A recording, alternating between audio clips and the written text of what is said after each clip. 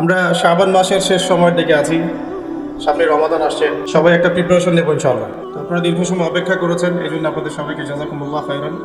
আল্লাহ তাআলা আপনাদের জানে মালে সময়ে শ্রমে বরকত দান করেন। প্রথমে আমি একটা পয়েন্ট আগে টাচ করতে চাই, যেটা আপনাদের এবং আমাদের সবার জন্যই আগামী এক মাস খুব কাজে দেবে ইনশাআল্লাহ। প্রথম কথা হচ্ছে যে রমাদান মাস আসার আগেই একটা মানসিক প্রিপারেশন নিতে হবে। রমাদান মাস আসছে, এই মাসটা আবার গুনাহ মাফের একটা সুযোগ, আল্লাহর নৈকট্য পাওয়ার একটা মাধ্যম। এর চেয়ে শ্রেষ্ঠ কোনো মাস নাই। তাই বছরে যা করেছি এখন থেকে খাস তওবা করে আল্লাহর দিকে ফিরে আসা। দোয়া করি আল্লাহ পাক আমাদের সবাইকে সুস্থতার সাথে রমাদান মাসের রোজাগুলো রাখার তৌফিক দান করে। প্রথম একটা প্রিপারেশন যে আমি এই একটা মাস কিভাবে কাটাবো। আমার ঘুম, খাওয়া দাওয়া, পড়াশোনা, ইবাদত, জিকির আজকার, ব্যবসা, এগুলোর মধ্যে একটা সময়ের ব্যালেন্স করতে হবে। রমাদান মাস আসার আগেই সফে সালেহীন তারা কি করতেন, তারা দুনিয়ার কাজগুলোকে কমিয়ে ফেলতেন। রমাদান মাস আসার আগেই চেষ্টা করা উচিত এক মাসের দুনিয়াবি যে ব্যস্ততা এটাকে কমায় ফেলা।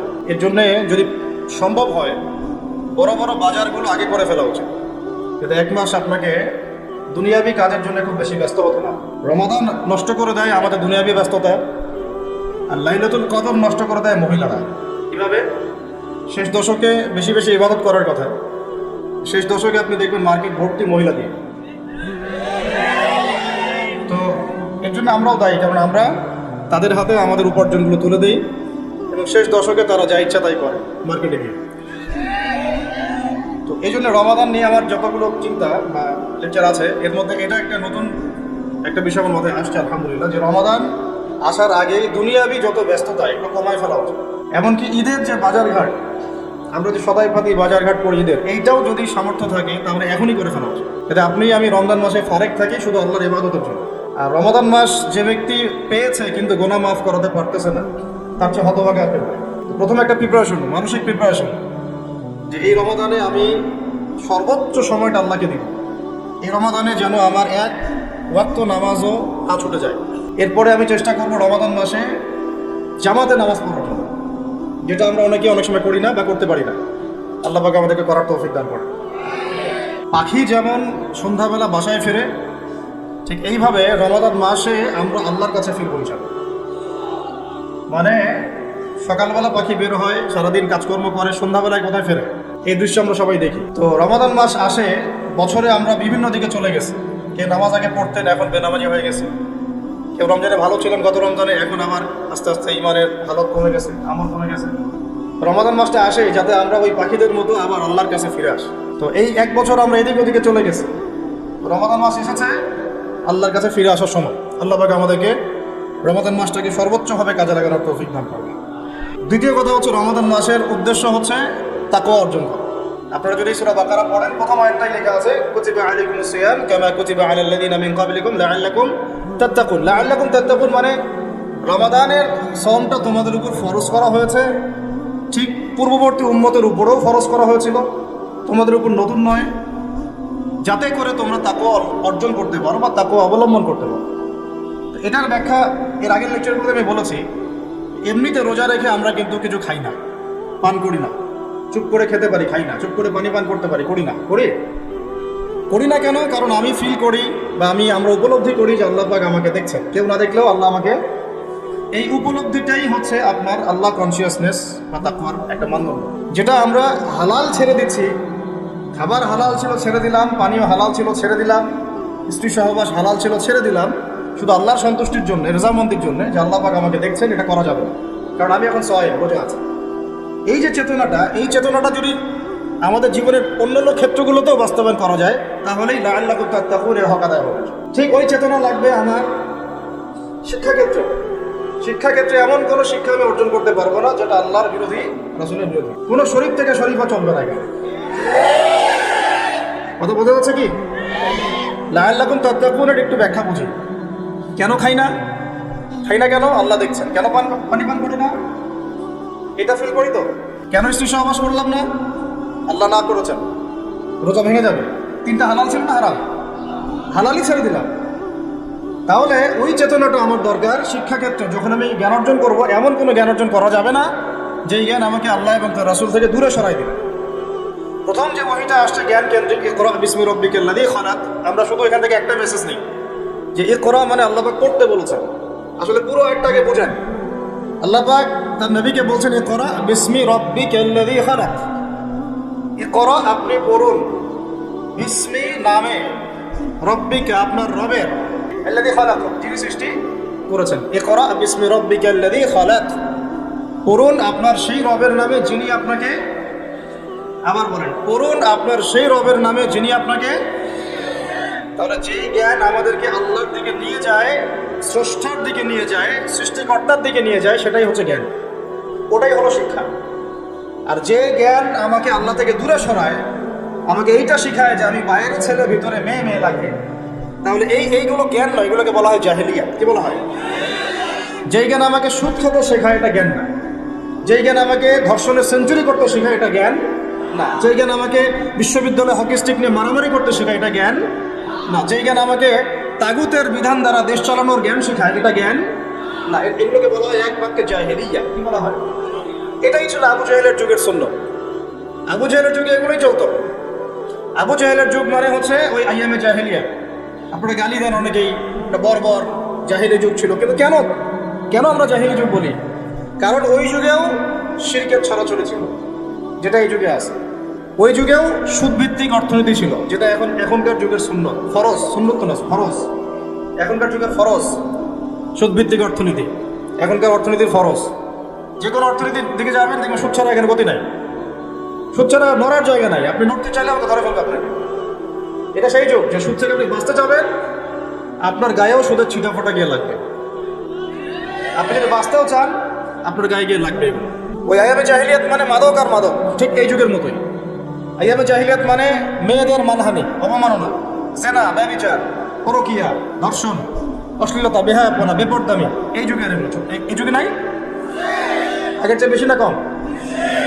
আইয়ামে জাহিলিয়াত মানে গোত্রীয় হানাহানি, দ্বন্দ্ব, মারামারি, কাটাকাটি। এখনকার নাই যুগে। তো মূল কথা হচ্ছে এই জাহেলিয়াত, যেগুলো যারা আমাদেরকে জাহেলিয়াত শিক্ষা দেয়, এটাকে আমরা জ্ঞানের সংজ্ঞায় সংজ্ঞায়িত করতে পারি না। তো ইকরা বিসমি রাব্বিকাল্লাযী খালাক এর অন্যতম একটা অর্থ এটাও যে জ্ঞান সেটাই যা আমাকে আমার রবের দিকে নিয়ে যাবে। সেটা জ্ঞান নয় যেটা আমাকে রব থেকে দূরে সরায় দেয়। তাহলে আমরা শিক্ষাক্ষেত্রে যখন থাকবো, সেই জ্ঞান অর্জন করব যেই জ্ঞান আমাকে আল্লাহ এবং তার রাসূলের দিকে নিয়ে যাবে। যেই জ্ঞানটাই আমাকে আল্লাহ এবং তার রাসূল থেকে দূরে সরাবে, এটার নাম জ্ঞান না, এটার নাম কি? জাহেলিয়াত, মূর্খতা।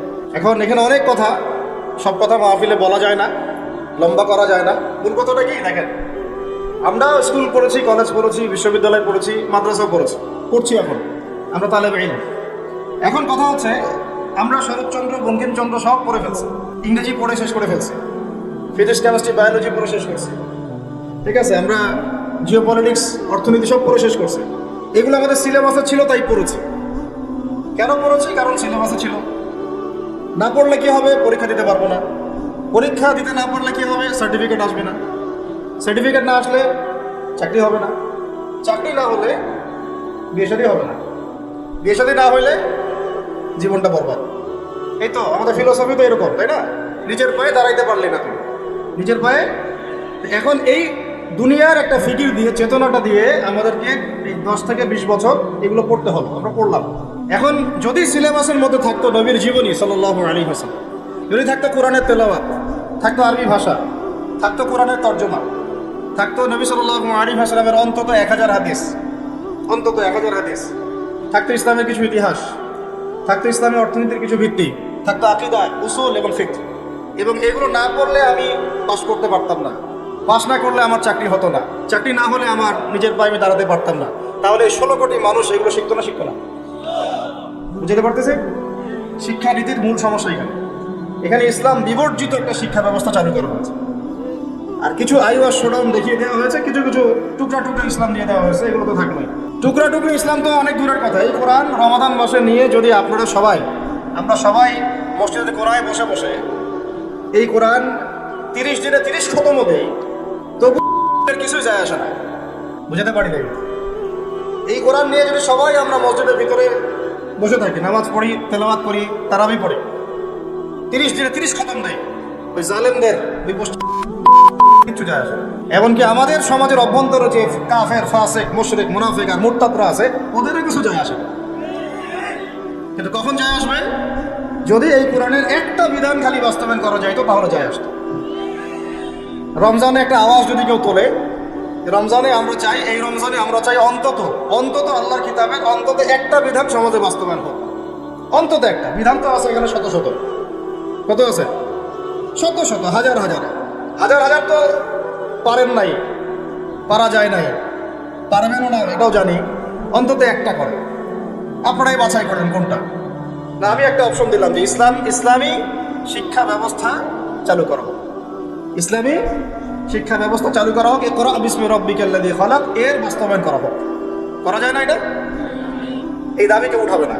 আমরা সেই স্তরের মুমিন নাই এখনো। আমরা তিলাওয়াত করতে চাবো, তরজমা করতে চাবো, কিন্তু এগুলো বলতে চাবো না। বলে নিজের কাঁধে বিপদ ডাকার কি দরকার? চেতনা এরকম আমাদের। কিন্তু আপনি সারা জীবন তিলাওয়াত করলে কিছু যায় আসে না। ফাসিক, জালেম, মুশরিকদের কিচ্ছু যায় আসে না। যায় আসবে কখন? যখন চুরি করলে চোরের হাত কাটা হবে তখন। যায় আসবে কখন? যখন কেউ মোরতাদ হয়ে গেলে ইসলামী সরকার তাকে মৃত্যুদণ্ড দিবে, তখন যায় আসবে।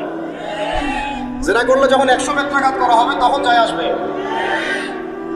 যখন বিবাহিত ব্যক্তি ব্যভিচার করলে রজম করা হবে তখন যায় আসবে। যখন কে পাথর নিক্ষেপ করে থেতলা করে হত্যা করা হবে তখন যায় আসবে। আর বাদ যখন তোমরা এদেরকে পাবা, এদেরকে বলতে জেনা কেন, মানে যারা এটা তো বোঝে না, যারা হোমোসেক্সুয়াল, যারা ছেলে ছেলে জেনা করে, মেয়ে মেয়ে জেনা করে, এদের ওয়াজাদতুমুহুম ফাকতুলুল ফাইলা ওয়াল মাফউলা বিহি। হে মুসলিম শাসকরা শোনো, তোমরা যখন এদেরকে পাবা, মুসলমানরা তোমরা যখন এদেরকে পাবা, তাহলে যে করেছে এবং যার সম্মতিতে করা হয়েছে দুটোকে হত্যা করো। কে বলেছেন? এটা রাসূল সাল্লাল্লাহু আলাইহি ওয়াসাল্লামের কথা, আমাদের কথা না। তিনি অন্য একটা হাদিসে বলছেন উরজুমুল আ'লা ওয়াল আসফালা মিনহুমা, দুইটার উপরে যে ছিল নিচে যে ছিল দুইটাকেই তোমরা রজম করে দিও। তো এগুলো বাস্তবায়ন করলে তখন যায় আসবে।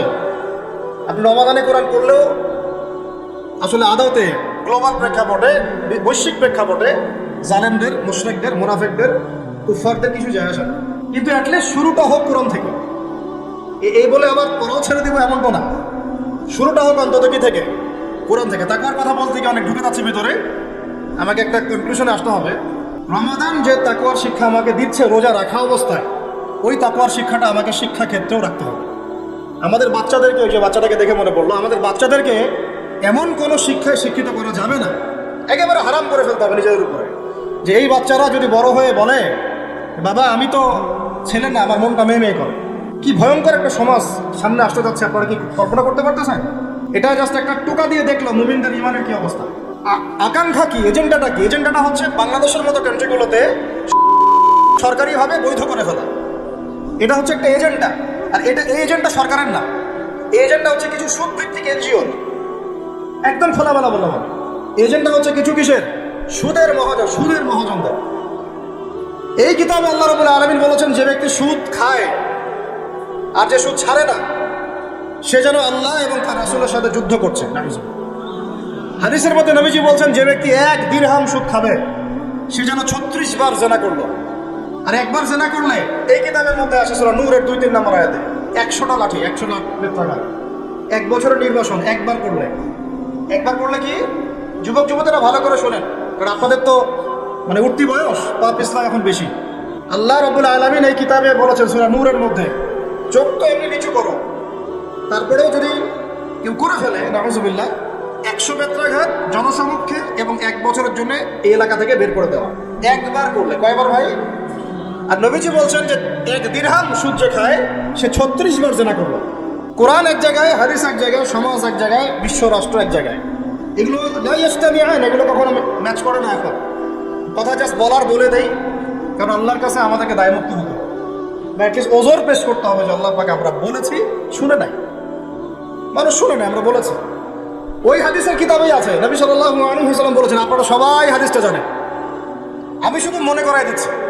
আপনার নবী বলেছেন, মুহাম্মদ সাল্লাল্লাহু আলাইহি ওয়াসাল্লাম বলেন, সাল্লাল্লাহু আলাইহি ওয়াসাল্লাম, যে ব্যক্তি সুদ খায়, সুদের এই 70টা পাপের সবচেয়ে নিচের পাপ, সে যেন তার মাকে বিয়ে করবে। একটু কল্পনার জগতেও কি আপনি চাইতে পারবেন যে আপনি আপনার মায়ের সাথে বিছানায় শুয়ে আছেন? নাউযুবিল্লাহ, আস্তাগফিরুল্লাহ। হ্যাঁ, কখনো কি কল্পনা আসতে পারবে এটা আপনার? বলেন, আমার কথায় মাইন্ড করতেছেন? মানুষকে বোঝাইতে পারি না আমি, এটা আমাদের ব্যর্থতা। আমরা বুঝাইতে পারি না, কিভাবে বললে মানুষ বুঝবে এটা আমাদেরও বুঝে আসতেছে। চিন্তার জগতে চোখ বন্ধ করে কি কল্পনা করতে পারবেন যে আপনি আপনার মায়ের সাথে নাউযুবিল্লাহ সেই কাজ করতেছেন যা আপনি আপনার স্ত্রীর সাথে করেন? পারবেন? আর নবীজি বলছেন, আপনার নবী, যে ব্যক্তি সুদ খায়, সুদের পাপে 70টা শাখা আছে, তার সবচেয়ে নিচের শাখাটাই হচ্ছে এটা। আমরা এই 90% মুসলমানের দেশ না, এটা বরং এখন 50% মুনাফিকের দেশ। আর 90% মুসলমান নাই। মানুষ কাদিয়ানি হইতে হইতে, খ্রিস্টান হইতে হইতে এখন 80% নেমে আসছে মুসলমানের হাত। আপনারা হয়তো জানেন না, কারণ এখানকার এলাকার মানুষ আপনারা বুঝবেন না। পার্বত্য অঞ্চলে যান, বর্ডার এলাকাগুলোতে যান, উত্তরাঞ্চলে যান, দেখবেন তো বহু মানুষ ইসাই মুসলিম হইতেছে দিন দিন, বহু মানুষ কাদিয়ানি হইতেছে দিন দিন, বহু মানুষ ধর্ম ত্যাগ করে খ্রিস্টান হয়ে যাচ্ছে গ্রামের পর গ্রাম। অবস্থা ভয়াবহ। আর আমরা কি নিয়ে পড়ে আছি বলবো? ওই যে জোরে আমিন বলবেন রাস্তে, হ্যাঁ, ওই যে আপনি পায়ে পা লাগাচ্ছেন কিভাবে, গোড়ালি মিলাবেন না কিনি আঙ্গুল মিলাবেন? আপনি হচ্ছে একটা কি হাত উঠানো নামানো, হাত বাঁধা না বাঁধা। আমাদের এক ভাই বলেন, উনি মুফতি মানুষ, উনি মাশাআল্লাহ অনেক বড় মুফতি বাংলাদেশের। উনি বলেন যে ভাই, আমার একটা জিনিস বুঝে আসে না, মানুষ তর্ক করতেছে, আমিন জোরে বলবো না আস্তে বলবো? আমি আমিন বলি নাই ভাই, আমি জোরেও বলি নাই, আস্তেও বলি নাই। এখন কেউ আছে পৃথিবীতে, কেউ আছে জন্ম নিয়েছে যে আমাকে ফিকহের উসুল থেকে প্রমাণ করে দিবে যে আমার নামাজটা হয় নাই? উস্তাদ বলেন আপনারা, ফিকহের উসুল থেকে কেউ প্রমাণ করে দিতে পারবে যে আমার নামাজটা হয় না? আমি আমিন বলিই নাই। আপনারা তর্ক করতেছেন কি নিয়ে, জোরে না আসতে? আমি বলিই নাই ভাই, আমার নামাজ কি বাতিল হয়ে যাবে? চিন্তা করছেন যে বিশ্ব কোন জায়গায়, রাষ্ট্র কোন জায়গায়, সমাজ কোন জায়গায়, ফিতনা কত গভীরে, আর আমরা কি নিয়ে পড়ে আছি? মানুষকে এগুলোতে ব্যস্ত রাখার জন্য কিছু মানুষ ইচ্ছাকৃতভাবে পিছনে লাগিয়ে দেওয়া আছে মুসলমানদের মাঝে বিভক্তি লাগানোর জন্য। এটা একটা সূক্ষ্ম এজেন্ডা, আপনারা বুঝতে পারতেছেন না। কয়েকদিন আগে দেখেন নাই শুনে কথা হয়েছিল, এখন ঠান্ডা, সব চুপচাপ, ওকে একদম চুপ, কোনো কথা নাই। তারপরে আসলো শিক্ষা নীতি নিয়ে আমরা কথা বললাম, এখন চুপ, সব চুপ, কোনো কথা নাই। তারপরে নিয়ে অনেক সরব ছিলাম, একদম চুপ, কথা নাই। এখন আস্তে আস্তে অন্য মাসালা, এখন কথা হবে 8 টাকা 20 টাকা দিয়ে। ঠিক আছে, রমজান আসছে, রমজানে যে লাআল্লাকুম তাত্তাকুন, জীবনের সব ক্ষেত্রে তাকওয়া অর্জন করো, ওই শিক্ষা তো আপনি আলোচনায় আনবেন না, কারণ আপনাকে ব্যস্ত রাখবে 8 টাকা 20 টাকা। আর কিছু ফেসবুকের ইউটিউবার আছে, ওর দরকার ভিউজ, ও একজনের সাথে একজনকে লাগাই দিবে, হ্যাঁ, একটা টাইটেল দিবে, অমুক আলেমের বিরুদ্ধে যা বললেন তমুক আলেমে তখন একটা দ্বন্দ্ব হয়, আমার ব্যাপারে এই কথা বললো, আমি একটা কথা বলে দেই। আমরা যে ভাই এত কমন সেন্সের জাতি হয়ে গেছে দিন দিন, এগুলো দেখতে দেখতে আমরা খুবই বিব্রত এবং খুবই হতাশ। আল্লাহ রাব্বুল আলামিন আমাদেরকে বুঝদান করেন, গভীর বুঝদান করেন। আমি 10টা মুসলিম কান্ট্রি আছে পৃথিবীতে, বড় বড়, বা বেশি না, 10টার কথা বললাম। এই 10টা কান্ট্রি যদি একসাথে হয়, এদের সামরিক সৈন্যের সংখ্যা, অস্ত্রের সংখ্যা, আপনার ওই রাষ্ট্রের মজুদকৃত গ্যাস এবং তেলের পরিমাণ, জিডিপি, এগুলো ওই পশ্চিমা বিশ্বের 25টা কান্ট্রি একসাথে হইলেও পারবেন। কিন্তু আল্লাহু আকবার, কিন্তু এই 10টা কান্ট্রিকে আপনি একসাথে বসাতে পারবেন। এখন পর্যন্ত একসাথে একটা ফোর্স গঠন করতে পারলো না, বিরুদ্ধে কোনো ব্যবস্থা নিতে পারলো না, কোনো চাপ প্রয়োগ করতে পারলো না, ইভেন পণ্যটুকু বয়কট করতে পারলো না, গ্যাস বন্ধ করতে পারলো না, তেল সাপ্লাই বন্ধ করতে পারলো না। এখন পর্যন্ত বাণিজ্য এগুলো সব চলতেই আছে, আর আমরা তো মাশাআল্লাহ পড়ে আছি বাংলাদেশের মানুষ। আমিন, ফাতিহা, সূরা ফাতিহা, আমিন, জানাজার নামাজ, রাফুল দেন পায়ে পা, আর কি 8 টাকা 20 টাকা। আমাদের তো ভাই দিন এইটুকু, আর এইটুকু ঠিক না হলে আমার আকীদা সহি হচ্ছে না, তাই না বিষয়টা? এইটুকু তার মনের মতো ফতোয়ায় না যেতে পারলে আমার আকীদা সহি না। যতক্ষণ পর্যন্ত ওর মনের মতো, ওর ফিকহি আমি না বুঝতে পারতেছি, ততক্ষণ পর্যন্ত আমার আকীদাও ঠিক হয় নাই। সুবহানাল্লাহ, এই হলো অবস্থা আমাদের। তো ফিকহের ক্ষেত্রে এইরকম সংকীর্ণ মানুষরা যখন হাদিস, উসুলে হাদিস, আকীদা, উসুলে ফিকহের মতো দায়িত্ব নিয়েছে, তখন তো দিনের এই অবস্থা হবে।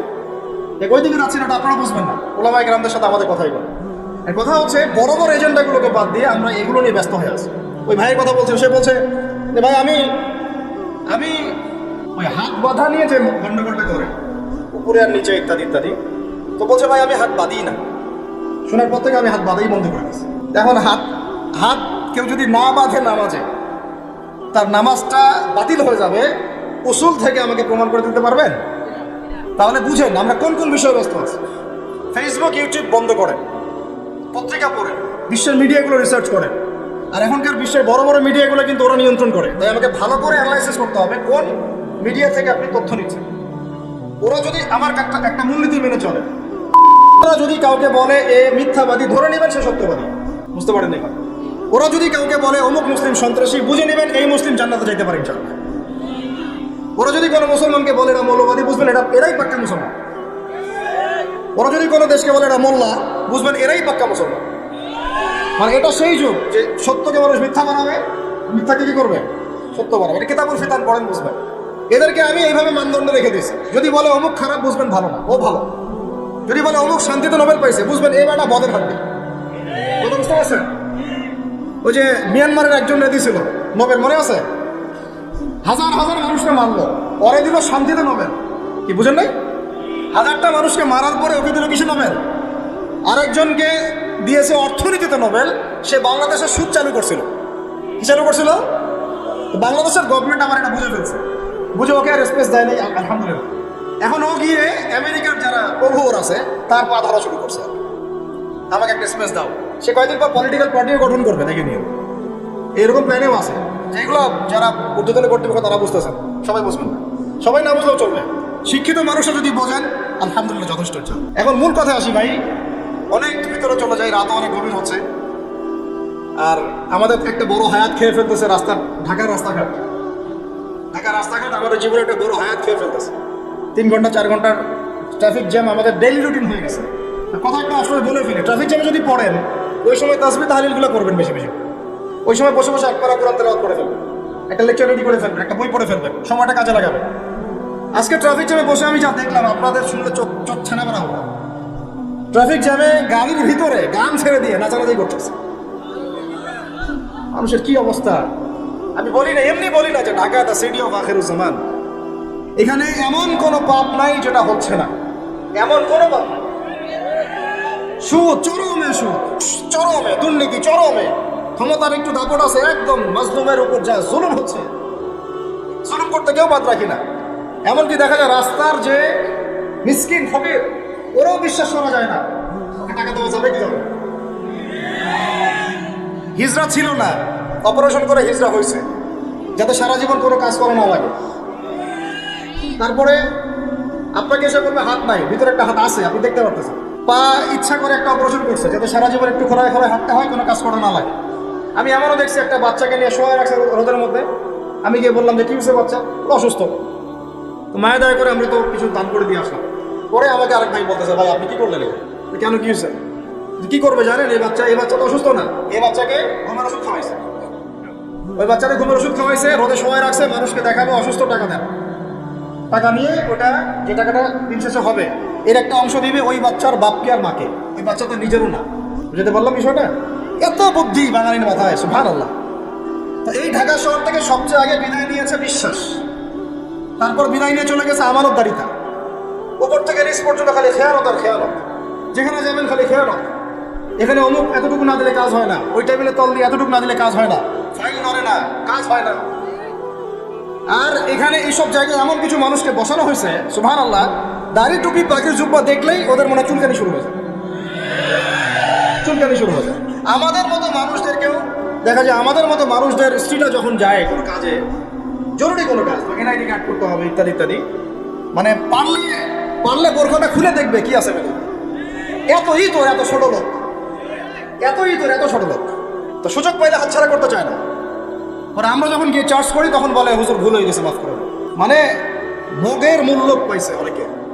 তবে এইসব মগের মূল্য বেশি দিন টিকবে না ইনশাআল্লাহ, বেশি না। অপেক্ষা করতে থাকেন, সময় যেভাবে সামনে যাচ্ছে আল মাহদি আসার সময় হয়ে গেছে ইনশাআল্লাহ, বেশি দিন নাই। কতদিন আল্লাহ ভালো জানেন, আমরা বলতে পারবো না। কিন্তু পরিস্থিতি যা বুঝতেছি, 100 বছর হয়ে গেছে খেলাফত হারানো। কত বছর? আর প্রত্যেক 100 বছর পর পর বিশ্বে বড় কিছু হয়। এটা একটা আল্লাহ রাব্বুল আলামিনের দেয়া একটা সুন্নাহ। 100 বছর পর পর বড় কিছু হয়, খেয়াল করে দেখবেন, আপনার ইতিহাস পড়ে দেখবেন। যাই হোক ভাই, অনেক ডিপে না যাই। তাকওয়া শুধুমাত্র আমার রোজা রাখায় না, আমাকে শিক্ষা নীতি যেটা অবলম্বন করবো সেখানেও তাকওয়ার পরিচয় দেওয়া লাগবে। এমন শিক্ষা শিখবো না যে শিক্ষা আমাকে আল্লাহ থেকে দূরে সরায়, নবী থেকে দূরে সরায়। এখানেই কথা বলতে গিয়ে এখানে চলে আসছিলাম যে ভাই, আল্লাহর ওয়াস্তে রোজা রেখে আমরা কেউ সুদ না খাই, রাজি আছেন তো ইনশাআল্লাহ? কোনো দুর্নীতি না করি, কোনো ঘুষ না খাই, কোনো রকমের খারাপ কাজে লিপ্ত না হয়, কবিরা গুণাগুলো ছেড়ে দেয়, ফাহেসা কাজগুলো ছেড়ে দেয়, যে অনর্থক যেগুলো কাজ এগুলোতে কোনো ফায়দা নাই ছেড়ে দেয়। আল্লাহ পাক আমাদেরকে রোজা রাখার মতো রাখার তৌফিক দান। এবার শিক্ষার ক্ষেত্রে আপনি তাকওয়া অবলম্বন করলেন, আল্লাহকে ভয় করলেন, আমি এমন শিক্ষা শিখবো না যেটা আল্লাহ নিষেধ করছেন, নবী নিষেধ করছেন। এখন আপনি চলে গেলেন আপনার এই পারিবারিক জীবন। পারিবারিক জীবনে গিয়ে কি তাকওয়ার পরিচয় দেওয়ার দরকার নাই? নাকি এগুলো নামাজ, রোজা, হজ, যাকাত, তাসবিহ, তাহলিলের মধ্যেই তাকওয়া? পরিবারের মধ্যে তাকওয়া থাকবে না? তাহলে আমাকে একটা উত্তর দেন যে আমার পরিবারে আমি বাবা, আমার ছেলে নামাজ কেমন করে পড়ে না, কিভাবে? এখানে তাকওয়া থাকবে না থাকবে না? আমার পরিবারে আমি কর্তা, আমার পরিবারের লোকজন নামাজ পড়ে না, তাহলে এটা কি তাকওয়ার পরিচয় হইল? আমার পরিবারে আমি তাহাজ্জুদ গুজার, আর নাউজুবিল্লাহ আমার বোন, আমার মেয়ে বেপরদায় বাইরে চলে, তাকওয়ার পরিচয় হইল? আমার পরিবারে আমি কর্তা, নামাজ পড়ি, রোজা রাখি, মাশাআল্লাহ হজ করছি, আমি মাশাআল্লাহ যাকাতও দেই, উমরাও করি বছর বছর, কিন্তু আমার পরিবারে হারাম টাকা ঢুকতেছে, এটা কি তাকওয়া হইল? আমার পরিবারে সুদ ঢুকতেছে, তাকওয়া হইল? আমার পরিবারে ভিসিআর, সিডি, ডিভিডি, এই যে ইন্টারনেট সেকশন, স্টার জলসা, জি বাংলা, অমুক তমুক সব চলতে আছে, এটা কি তাকওয়ার পরিচয় হইল?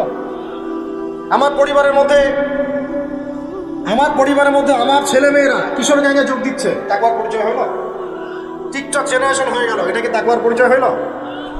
আমার পরিবারে সংস্কৃতি পশ্চিমাদের থেকে ধার করে নিচ্ছি, পোশাক আশাক, চলাফেরা, খাওয়া দাওয়া, উঠা বসা সব ওদের আদলে, এটা কি তাকওয়ার পরিচয় হইল? আর আল্লাহর ওয়াস্তে ভাই, লাআল্লাকুম তাত্তাকুন, এটা পরিবারেও বাস্তবায়ন করার চেষ্টা করেন, আল্লাহ পাক তৌফিক দান করেন। কিভাবে করব? পরিবারে প্রত্যেক সদস্যকে নামাজি হইতেই হবে, মাস্টার। নামাজ নাই ইসলাম নাই, সোজা কথা। নামাজ নাই ওর ভাত বন্ধ, নামাজ নাই ওর খরচাপাতি দেওয়া বন্ধ, নামাজ নাই আমার ছেলের সাথে আমার কোনো সম্পর্ক নাই, নামাজ নাই আমার মেয়ের সাথে আমার কোনো আতাত পীড়িত নাই, নামাজ নাই আমার স্ত্রীর সাথে আমার কোনো ওঠা বসা চলাফেরা নেই, একদম কঠোর হয়ে যাক। পরিবার আপনি কর্তা, আপনার এক কথায় পরিবার চলবে, এক কথায় উঠবে, এক কথায় বসবে। পরিবারের কর্তা আপনি, এক কথায় পরিবার উঠবে, এক কথায় বসবে। আমি আমার স্ত্রীকে পর্দায় রাখবো, কোনো মায়ের বেটার ক্ষমতা আছে ওকে বেপর্দায় বাইরে বের করবে? ও যদি বের হয় ওর সাথে আমি সম্পর্কই রাখবো না, তালাক দিয়ে রেখে দিব, শেষ শেষ কথা, খালাস, কুল্লু খালাস, এখানে শেষ, একদম সোজা মাসালা, কোনো দরকার নাই। এগুলো করতে গেলে কি হবে জানেন? লাই দিতে দিতে দিতে দিতে একদিন দেখবেন যে পরিবার গেছে আল্লাহর থেকে দূরে চলে গেছে, আপনি আর আমি আল্লাহ না করুক দুনিয়াতে নাই, আপনার জন্য দোয়া করারও কোনো মানুষ নেই, এবং আল্লাহর কাছে আপনাকে তারা হিসাব দেওয়া লাগতেছে। কারণ কু আনফুসাকুম ওয়া আহলিকুম নার, আল্লাহ পাক আগেই বলে দিয়েছেন। সূরা তাহরিম খোলেন, 6 নম্বর একটা পড়েন, আল্লাহ পাক বলছেন ইয়া আইয়ুহাল্লাযীনা আমানু কু আনফুসাকুম, নিজে বাঁচো জাহান্নামের আগুন থেকে, ওয়া আহলিকুম নার, তোমার পরিবারকে জাহান্নামের আগুন থেকে বাঁচো। তাহলে তাকওয়ার শিক্ষাটাকে শুধু এই 24 ঘন্টা রোজার মধ্যেই রাখবো না, আমার শিক্ষা পরিবারের মধ্যেও থাকবে তো ইনশাআল্লাহ? পরিবারের সবাই 5 ওয়াক্ত নামাজি হবে তো ইনশাআল্লাহ? পরিবারে কে বেপরদায় চলবে? কোনো সুযোগ দিবেন? পরিবারে বরং কোরআন শিক্ষা বাধ্যতামূলক করবেন, পরিবারের প্রত্যেক সদস্যের কোরআন শিক্ষা বাধ্যতামূলক। এখানে কি সরকার এসে ধরে নিয়ে যাবে আপনাকে, কেউ মামলা দিবে? পরিবারে বাধ্যতামূলক। আমার পরিবারের মধ্যে কোনো প্রকার ওই বাহিরের সংস্কৃতি চলবে না, ইসলামী সংস্কৃতি চলবে। আমার পরিবারে কোনো রকম ছিটো ফোটা রিজিক হারাম ঢুকবে না। আমাদের পাশে অনেকে হাদিয়া তোফা পাঠায়, কেউ ভালো নিয়াতে পাঠায়, কেউ খারাপ নিয়াতে পাঠায়। এমনও হয়েছে, এটা বললে আপনারা বিশ্বাসও করবেন না, খাবার টাবারের মধ্যে হচ্ছে তাবিজ কবজ জাদুটোনা করে না, বান্ডনা মারে, এইগুলো করেও আমাদেরকে খাবারের চেষ্টা করছে মানুষ। বুঝছেন কথা? শত্রু শুধু ডাইনে বামে না, উপর নিচে ভিতরে বাইরে সব জায়গায় আছে, মানে বন্ধু রূপে ঢুকে যাবে ভিতরে, বুঝতেই পারবেন। তো এরা সেটা জানো না যে আমাদের কাছে, আমাদের সিনার মধ্যে কোরআন আছে। কি আছে? সারা দুনিয়ার শয়তানও যদি একসাথে হয়, কোরআনুল কারীমের সূরা ফালাক তেলাওয়াত এর ওজনে সমপরিমাণ হবে না। আপনি বলবেন কুল আউযু বিরাব্বিল ফালাক মিন শাররি মা খালাক ওয়া মিন শাররি গাসিকিন ইযা ওয়াকাব ওয়া মিন শাররি নাফাসাতি ফিল উকদ ওয়া মিন শাররি হাসিদিন ইযা হাসাদ। দেখবেন সব কেটে গেছে, কিছু করতে পারবেন। বলতে চাচ্ছিলাম, আমরা বাসায় কিছু হাদিয়া আসলে আগে 3 বার জিজ্ঞাসা করে কে পাঠাইছে, কোথেকে আসছে। এটা তো বাসায় ছিল না, আমি তো কিনি নাই, আমি তো বাজার করি নাই, কে নিয়ে আসে? হাদিয়া তোফা নেওয়ার ক্ষেত্রেও সাবধান থাকবেন, হারাম উৎস থেকে যেন হাদিয়া না ঢোকে। আমি মিরপুরের একজন ওস্তাদের কাছে একদিন একটা প্রয়োজনে গিয়েছিলাম, কওমি মাদ্রাসার একজন বড় মুবাল্লিগ আলেম, এই নাম বলতে যাচ্ছে, অনেক বড় একজন আলেম। তিনি হজের সফরে গিয়েও বাহির থেকে কোনো খাবার কিনে খান না, খাবার নিয়ে যায় সাথে করে, আর যদি খেতেই হয় তাহলে ফল খায়। কি খায়? ফলমূল খায়, জুস খায়। যেটা কোনো ধরেন মুরগি বা খাসি বা গরু এগুলো সে খায় না। আমি জিজ্ঞাসা করলাম ওস্তাদ কেন খান না? উনি বলছেন যে আমি তো জানি না এটা আল্লাহর নামে জবাই করা হয়েছে না আল্লাহর নাম ছাড়া জবাই। মানুষের তাকওয়ার লেভেল এত উঁচুতে আছে আমার তো কল্পনাও ছিল না। সুবহানাল্লাহ। আমাকে বলছে আদনান এইসব না করলে কোনো উপায় আছে এই যুগে বাঁচা? এই যুগে হালাল খাওয়ার কোনো উপায় আছে এগুলো ছাড়া? বেচারা ফল খেয়ে থাকে তাও জবাই করা বিষয় খাচ্ছে না। বাজারে গিয়ে সরাসরি মুরগি কিনে না, আগে দাঁড়ায় থেকে নিজে জবাই করে নিজের হাতে তারপরে কিনে নিয়ে আসে। আর এই যে হজের মৌসুমে উমরা মসজিদ দেখবেন যত ওই যে ফাস্টফুড আপনার ব্রয়লার এটা খাওয়াচ্ছে, কে জানে কে জবাই করছে আল্লাহর নামে সে বানায় নাই, জানেন আপনি? এটা একটা সন্দেহের বিষয়। যারা মুত্তাকি মানুষ তারা এগুলো থেকে বেঁচে থাকে। সুবহানাল্লাহ।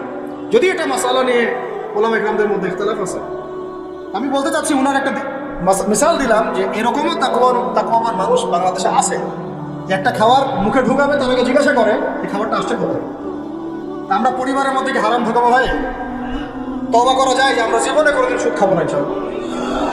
বিশ্বাস করে 16 কোটি জনগণ যদি খাস তওবা করে খালি যে আমরা সুদের সাথে কোনো সম্পর্ক রাখবো না, সুদ খাবো না, সুদ দিব না, সুদের সাক্ষীও থাকবো না, সুদ লিখেও রাখবো না। সুদের সাথে সম্পৃক্ত 4 শ্রেণীর মানুষ যাদেরকে আল্লাহর রাসূল সাল্লাল্লাহু আলাইহি ওয়াসাল্লাম লানত করেছেন, আমরা এদের সাথে কোনো সম্পর্ক রাখবো না। এইটা যদি মানুষ যদি শপথ করতে পারে, যত রকম সুদী এনজিও আছে লেজ গুড়ে পশ্চিমে পালাই যাবে, যেখান থেকে আসছে ওখানে পালাই যাবে। কিন্তু দুর্ভাগ্যজনক হচ্ছে আমরা নিজেরাই এই সুদের সাথে সম্পৃক্ত হয়ে গেছি। ঘরে ঘরে সব ঢুকে গেছে, কেউ এটাকে হারাম মনেই করতেছি না। আল্লাহ পাক যেটাকে বলছেন যে যেটা করলে আল্লাহর সাথে যুদ্ধ করা হয়, নবীর সাথে যুদ্ধ করা হয়, আমরা এখন বেশিরভাগ মানুষ আল্লাহর সাথে যুদ্ধ করছি, নবীর সাথে যুদ্ধ করছি। 36 বার করে জানা করতেছে, 1 দিরহাম সুদ খাওয়ার বদৌলতে মায়ের সাথে জানা করতেছে। আপনাদেরকে কল্পনা করতে বলছি না, কেউ কি কল্পনাও করতে পারবেন মায়ের সাথে কেউ এরকম কাজ করতেছে? না আউযুবিল্লাহ, পারবে? বলেন। কিন্তু আমরা এই কাজগুলো করতেছি। সুদ মানেই মায়ের সাথে জানা করা।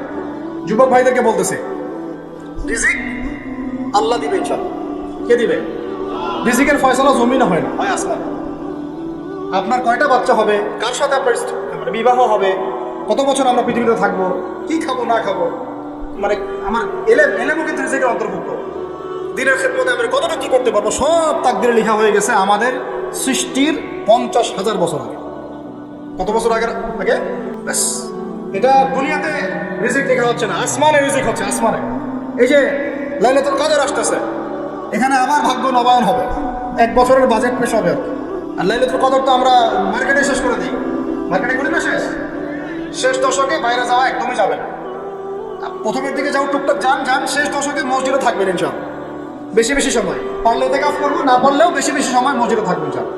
আর 21, 23, 25, 27, 29 এই 5টা রাত কমপক্ষে জাগতে হবে ইনশাআল্লাহ। রাজি আছেন ইনশাআল্লাহ? প্রিয় ভাইরা, লাআল্লাকুম তাত্তাকুনের শিক্ষা শুধুমাত্র আমার রোজার মধ্যে নয়, আমার শিক্ষার মধ্যেও থাকবে, আমার পরিবারে থাকবে, আমার অর্থনীতির মধ্যেও থাকবে। এই ব্যবসায়ী ভাইরাকে সতর্ক করতেছে, শুনেন, ব্যবসা অনেক জটিল, অনেক কঠিন। ইসলাম মেনে ব্যবসা করা অনেক কঠিন। আমরা তো মনে করি যে চাকরি চাইতে দ্রুত মনে একটা ব্যবসা করতে পারলেই আমি সেফ থাকলাম। সৎ ব্যবসায়ী যেমন নবীদের সাথে সিদ্দিকদের সাথে হাসর করবে, সেটা ঠিক আছে। ব্যবসায়ে তাকওয়া, আমানত, ইনসাফ বজায় রাখাটা এত সহজ না। একটা পণ্য নিয়ে আসছেন, বাজারে বিক্রি করে দিলেন, বললেন যে মাছটা টাটকা, কিন্তু 3 দিনের বাসি ছিল, রিজিকটা আপনার হারাম হয়ে গেল। ফল কিনেছেন, ফরমালিন মারলেন, মায়েরা মানুষকে বিষ খাওয়াইলেন, রিজিকটা হারাম হয়ে গেল। আপনি ওজন করতেছেন, ইচ্ছা করে ফের দিলেন, ঠকালেন, রিজিকটা হারাম হয়ে গেল।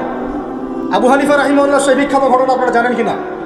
একটা কাপড়ের মধ্যে খুদ আছে, এটা সন্দেহ হয়েছিল, সবগুলো কাপড়ই তিনি বেচারা সেল করে দিয়েছেন, রাখেনি না, ওটা দিয়ে ক্ষতিপূরণ দিয়ে দিয়েছেন মানুষকে। কে জানে ওই টাকা আবার কোথায় চলে গেল।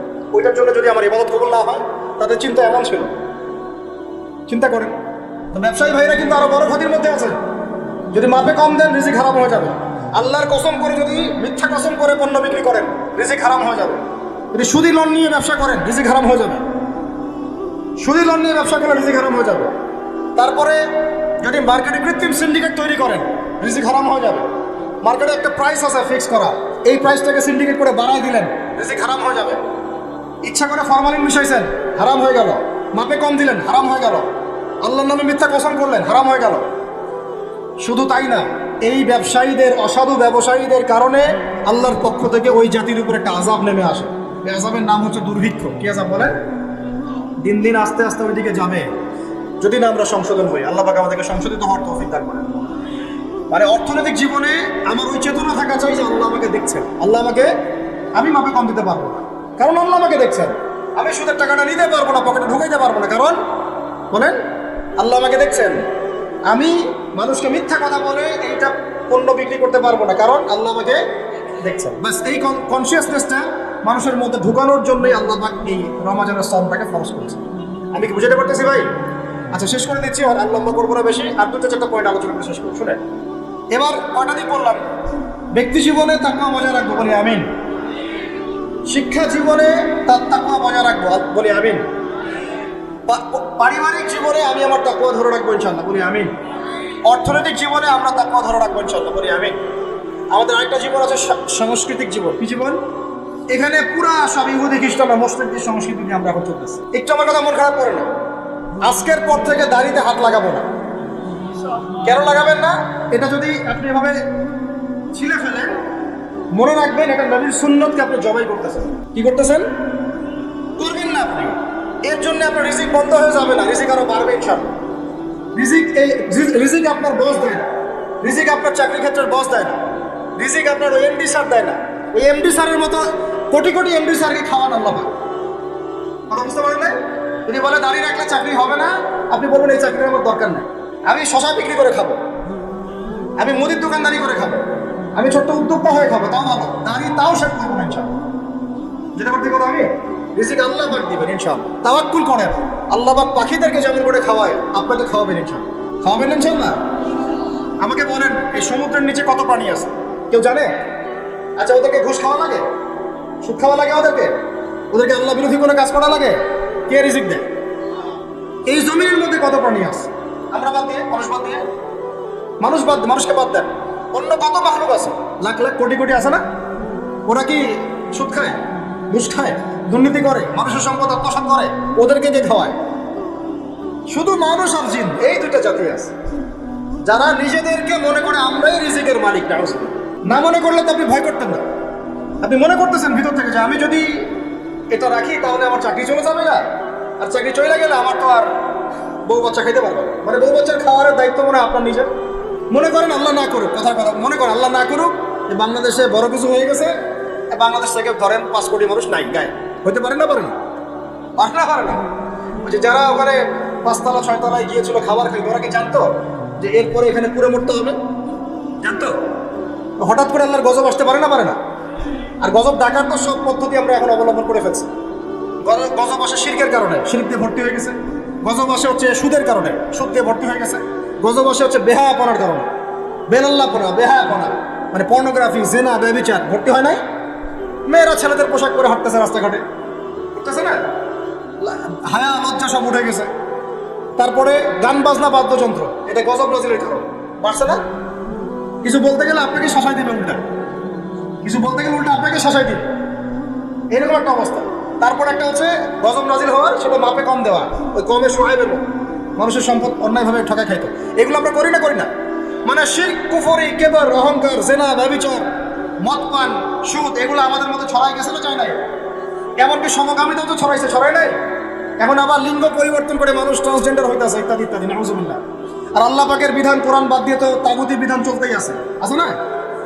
এগুলোতে আল্লাহ পাকের শাস্তি কত কাছে মনে হয় আপনাদের? যে কোনো সময় আসতে পারে না? ওইটাই বলছিলাম, মনে করেন যে বাংলাদেশের 5 কোটি মানুষ নাই, ভূমিকম্পে ধ্বংস হয়ে গেছে, অথবা মনে করেন গজবে ধ্বংস হয়েছে, অথবা অন্য কিছু। আল্লাহ পাক আমাদেরকে মাফ করেন। আমি এখন ওই 5 কোটি মানুষের পরবর্তী প্রজন্ম, মানে বাল বাচ্চা কাচ্চা যারা আছে, এদের জীবন চক্র থেমে যাবে না চলতে থাকবে? বলেন, পৃথিবীর ঘূর্ণন থেমে যাবে না চলতে থাকবে? সময় থেমে যাবে না চলতে থাকবে? তাহলে আমরা কেন চিন্তা করি যে আমরা ছাড়া আমাদের পরিবার চলবে না? হ্যাঁ, আমরা এই হারাম চাকরি না করলে আমার পরিবার খাইতে পারবে না, আমি সুদ না খাইলে আমার পরিবার চলবে না, আমি সমিতিতে নাম না লেখাইলে আমার বাল বাচ্চার বেতন দিতে পারবো না। কেন চিন্তা করি? আমার কথায় কি যুক্তি আছে না নাই? একটু হলেও তো আছে নাকি? আমরা যদি কেউ না থাকি আমাদের পরিবার চলবে না? চলবে। আমার আব্বা মারা গেছেন আমার বয়স যখন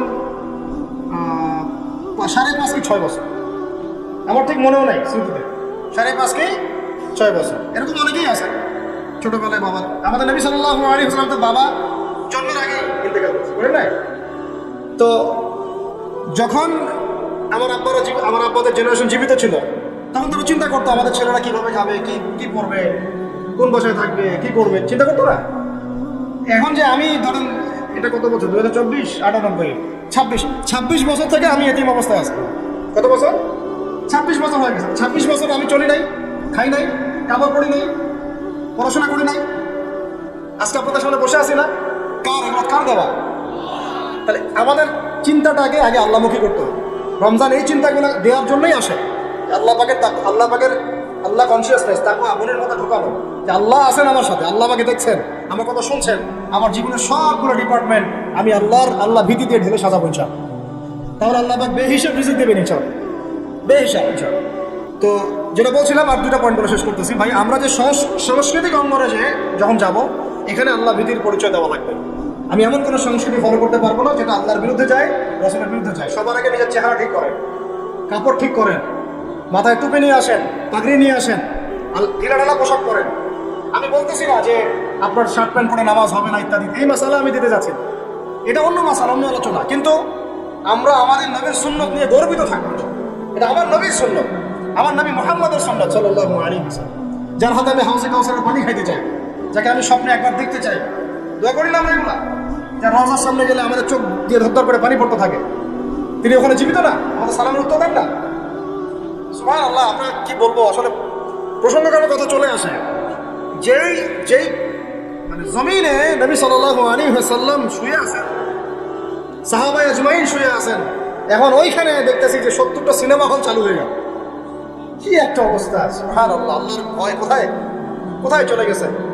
এবং বলিউড, হলিউড সব সিনেমা হচ্ছে, গান বাজনা হচ্ছে, মানুষ দেখতেছে, মদের বার ওপেন করা হচ্ছে, মানে পশ্চিমা আদলে ঢেলে সাজাতে যাচ্ছে সব কিছু। হ্যাঁ, আর এগুলোর বিরুদ্ধে দু চারটা লাইন বললে আমাদেরকে বলবে যে রাখিতে ঠিক নাই, হ্যাঁ, মানহাজ ঠিক নাই। হ্যাঁ, সুবহানাল্লাহ। তোমাদের মতো দালালি মানহাজের মতো দরকারও নাই। যেই মানহাজ তোমাকে সত্য কথা বলতে শিখায় না, ওটা আবার কিসের মানহাজ? ইবনে তাইমিয়ার নাম ভাঙে খাচ্ছ তোমরা। ইবনে তাইমিয়া রাহিমাহুল্লাহ 5 বার জেল খাটছেন। কয়বার? 4 বার জেল খাটছেন। বেচারার তো জিন্দেগি জেলেই চলে গেছে। তার ছাত্র ইবনে কাইয়্যিম, তার নাম ভাঙাই খাও তোমরা। ইবনে কাইয়্যিম রাহিমাহুল্লাহ, তার ওস্তাদের যে মুহাম্মদ, তার মুহাম্মদে তিনি নিজেও জেলে ঢুকে গেছিলেন। সুবহানাল্লাহ। সহিহ আকীদা কি? যে আকীদা কোরআন এবং সুন্নাহর আলোকে আপনাকে সত্যি কথা বলতে শেখায়, এটা সহিহ আকীদা। যে আকীদা কোরআন এবং সুন্নাহর সত্য কথাগুলো আপনাকে বলতে বাধা দেয়, মুনাফিকদের পক্ষপাতিত্ব করতে শেখায়, ঘুরিয়ে ফিরিয়ে ইহুদিদের পক্ষে কথা বলতে শেখায়, ওইসব সহিহ আকীদা শেখার আমাদের দরকার নেই। তো নবীকে মহব্বত করতে হবে। নবীকে মহব্বত করার সবচেয়ে বড় নিদর্শন হচ্ছে আমি তার সুন্নত মেনে চলি কিনা। তার মতো উঠি, তার মতো বসি, তার মতো ঘুমাই, তার মতো খাই। খাওয়া তো বাদ, আমাদের তো খাওয়ার টেবিলে আমরা হেরে গেছি। নবীজি বলেছেন 1 পেট খাও, আমরা খাই 7 পেট। কয় পেট? আমরা খাওয়ার টেবিলে হেরে গেছি। আমার ওস্তাদ একটা কথা বলেন, যে মুসলমান খাবার টেবিলেই হেরে যেতে পারে, এরা কোশ্চিন গেল জিহাদের মাঠে জিততে পারবে না। যারা জিতেছে পিটাই বের করছে, ওরা দেখবেন খালি রুটি খায়, মোটা রুটি। তা 2 জাতি দেখবেন, তাবলীগের সময়তে দেখেন নাই আপনারা, 2টা করে রুটি খায়, সারাদিনে 2-3টা রুটির বেশি কিছু খায় না।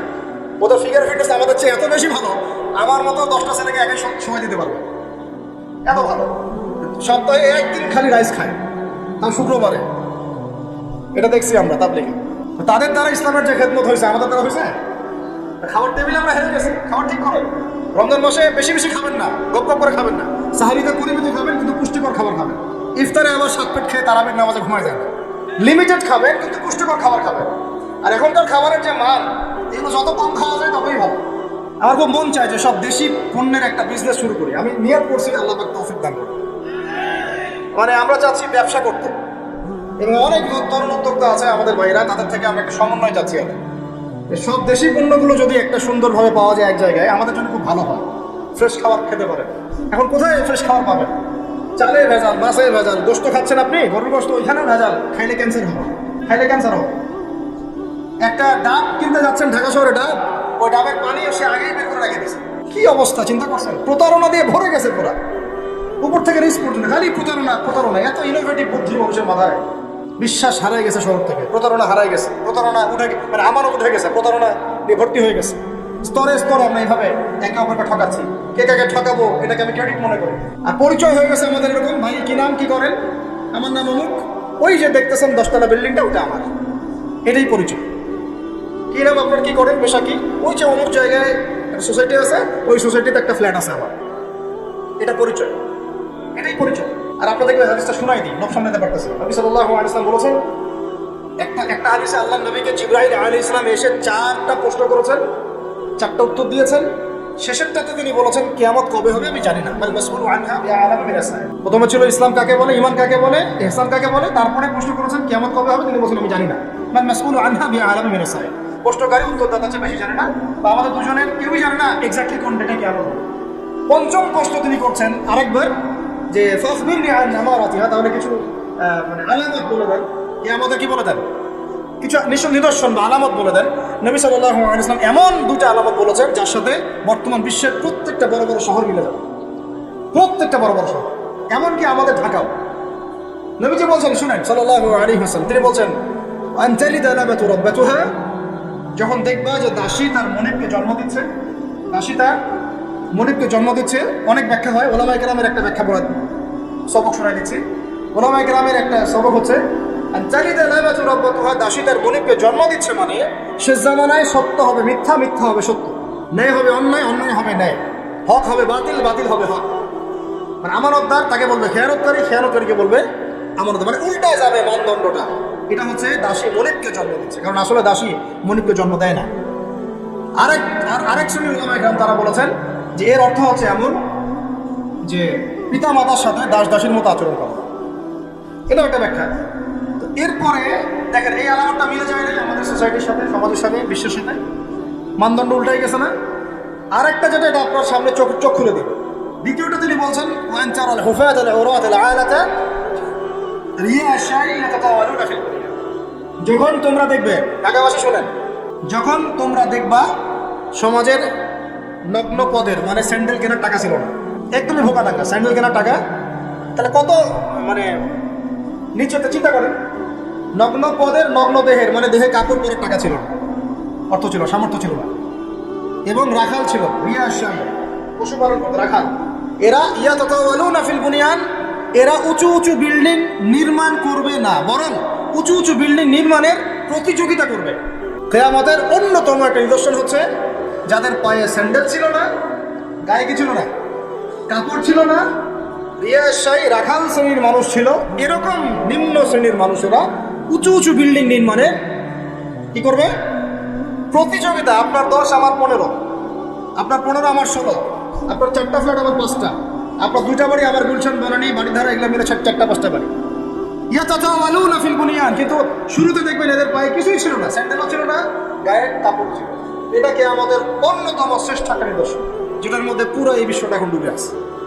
আমি একটা প্রশ্ন করি, এখন আপনাদেরকে উত্তর দেন দেখি, কিভাবে হালাল পথে এরকম শ্রেণীর মানুষেরা এত উঁচু উঁচু বিল্ডিং নির্মাণের প্রতিযোগিতা করতে পারে? কিভাবে সম্ভব, কিভাবে সম্ভব বলেন?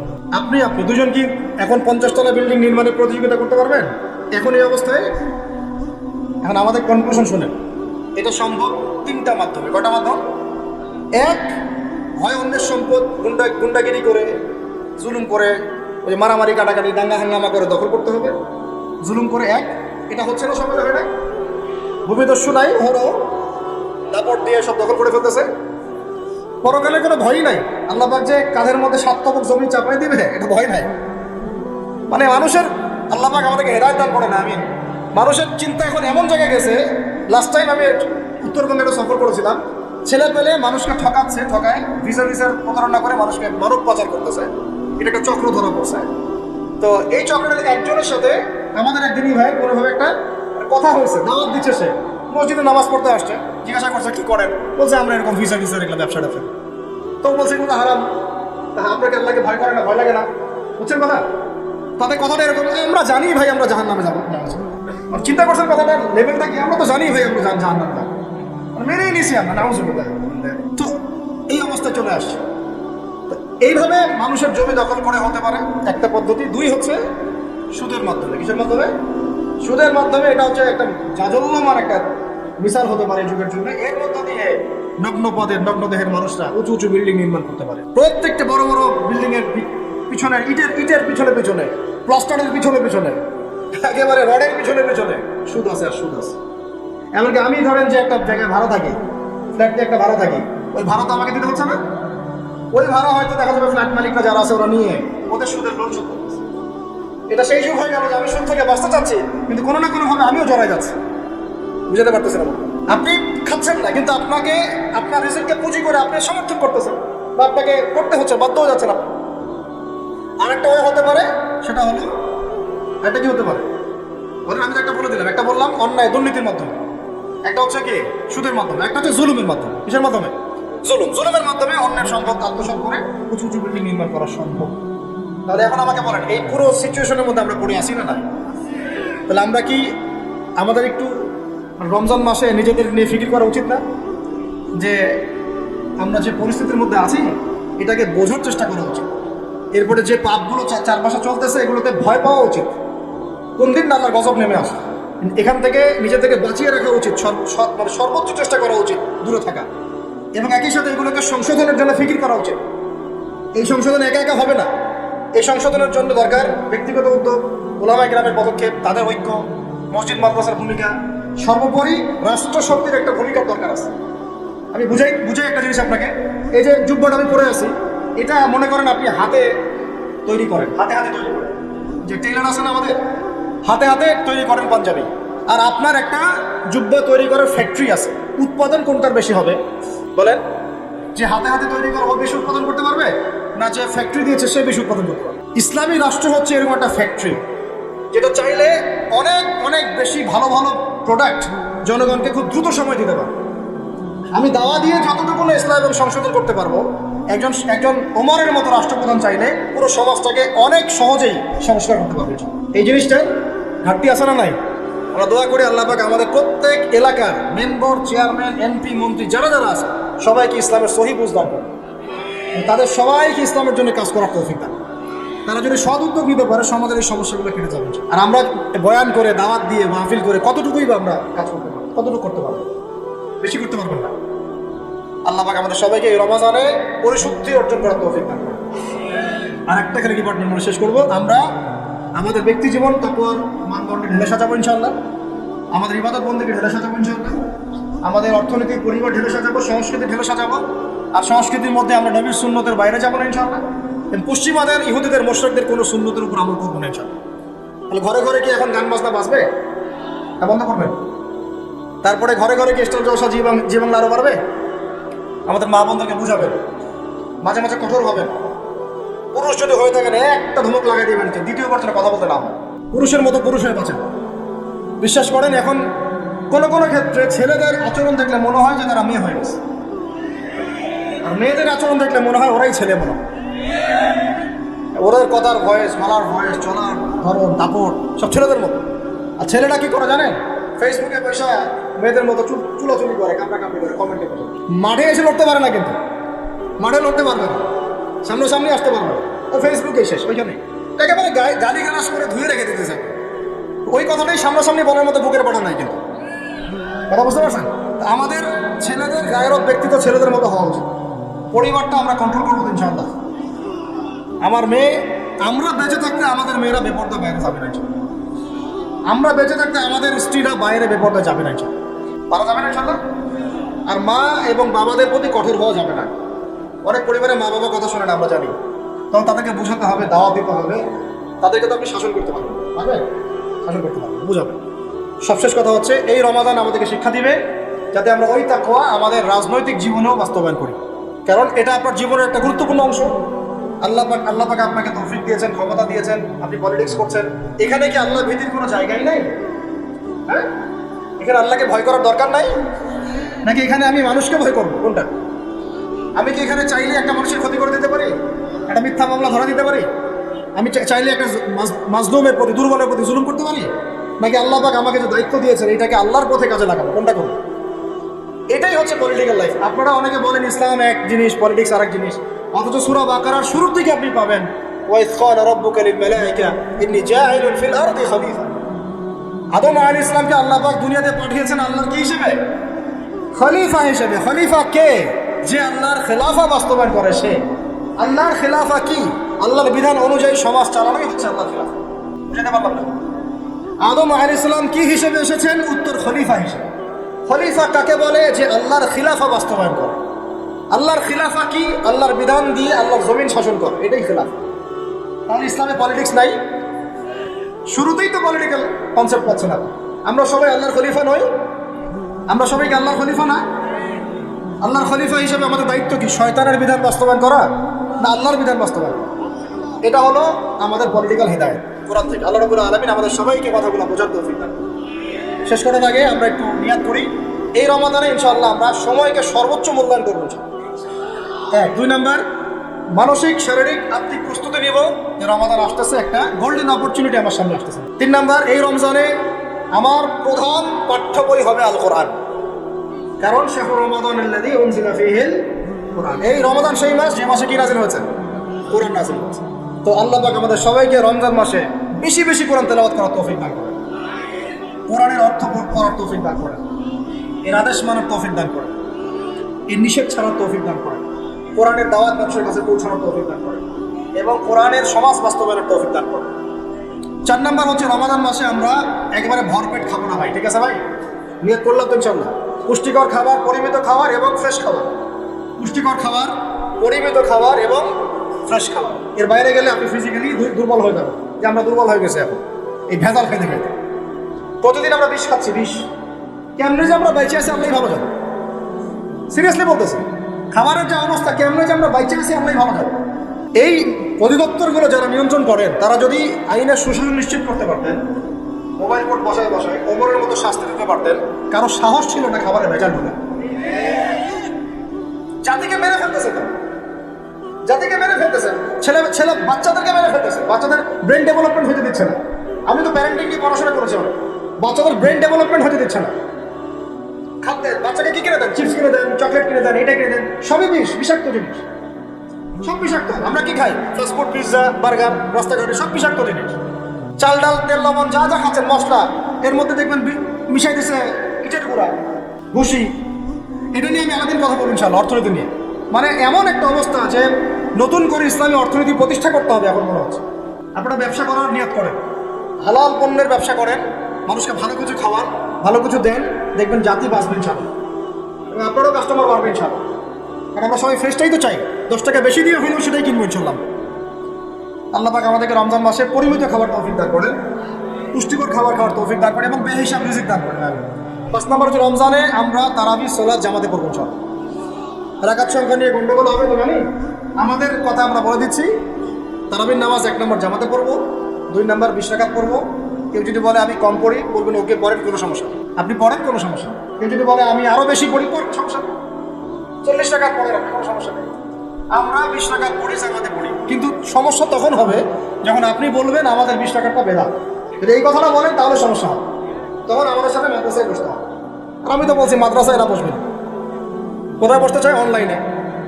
অনলাইনে তো আপনি বই খুলে ধরাইতে পারবেন না, মাদ্রাসায় বসলে তো কিতাব আদি ধরাইতে পারবেন। রেফারেন্স দিচ্ছে যে বইগুলা, ওই বইগুলা খালি পিছনে থাকবে, বলতে হবে খুঁজে নিয়ে আসেন বইটা কোথায় আছে, ব্যাস করলো খেলা, আর কিছু করা লাগবে না। তো যাই হোক, ওই দিকে আমরা যাচ্ছি না, আল্লাহ পাক আমাদের সহি বুঝদান করেন। আমরা আমাদের মাসলাকে আছি, জামাতে সালাত পড়বো ইনশাআল্লাহ, তারাবি সালাত, খতমে কোরআন পড়বো ইনশাআল্লাহ এবং চেষ্টা করবো 20 রাকাত পড়ার ইনশাআল্লাহ। কেউ যদি বলে এটা বেদাত, তখন আমাদের সাথে বসাই দেবে, ওলামা কেরামের সাথে বসাই দেবে।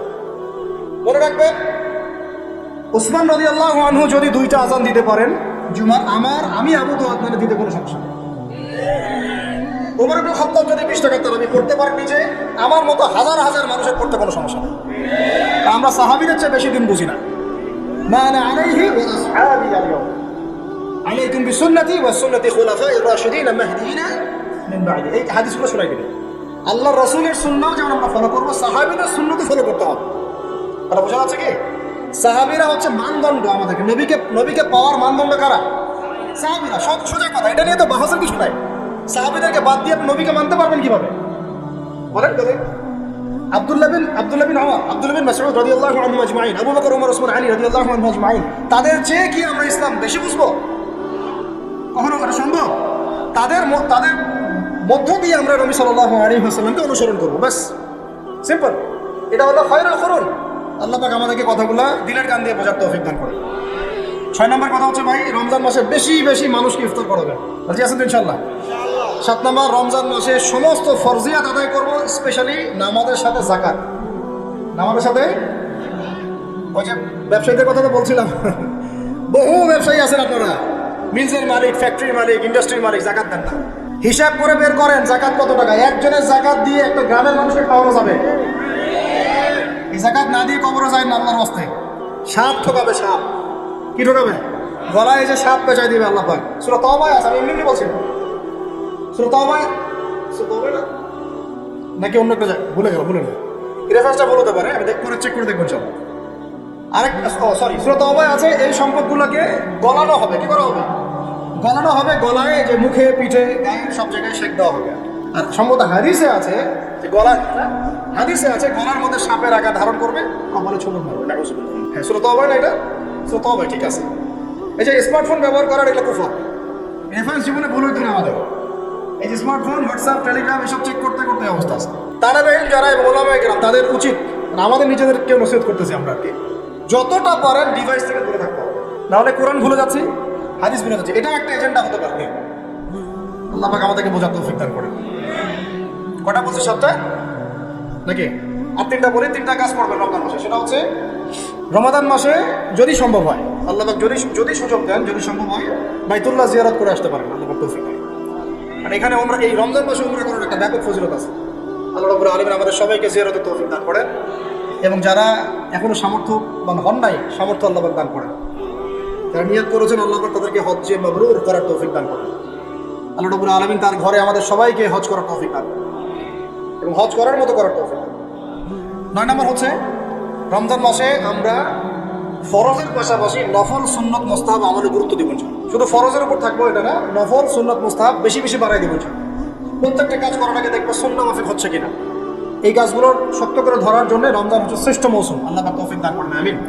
আর শেষ কথা হচ্ছে রমাদান মাসে রোজা রেখে আমরা যেমন হালাল ছেড়ে দিয়েছি, সারা বছর আল্লাহ পাকের সমস্ত হারাম থেকে দূরে থাকবো।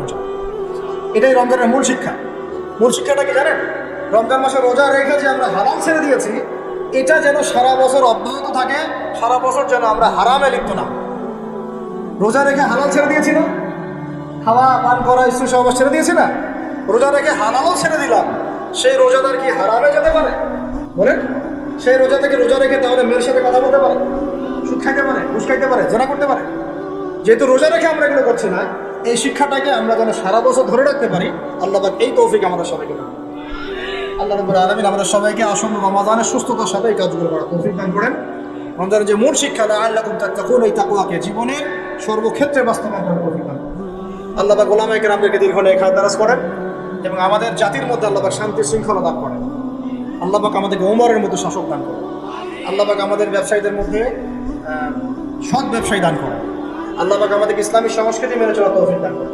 প্রত্যেকটা পরিবারকে আল্লাহ পাক জান্নাতি পরিবার বানায় দেন। আল্লাহ পাক আমাদের শিক্ষাক্ষেত্রে আমাদের যে সমস্যাগুলো হচ্ছে, এগুলোকে সমাধান করার তৌফিক দান করেন, এবং কোরআন এবং সুন্নাহ ভিত্তিক শিক্ষা অর্জন করার তৌফিক দান করেন।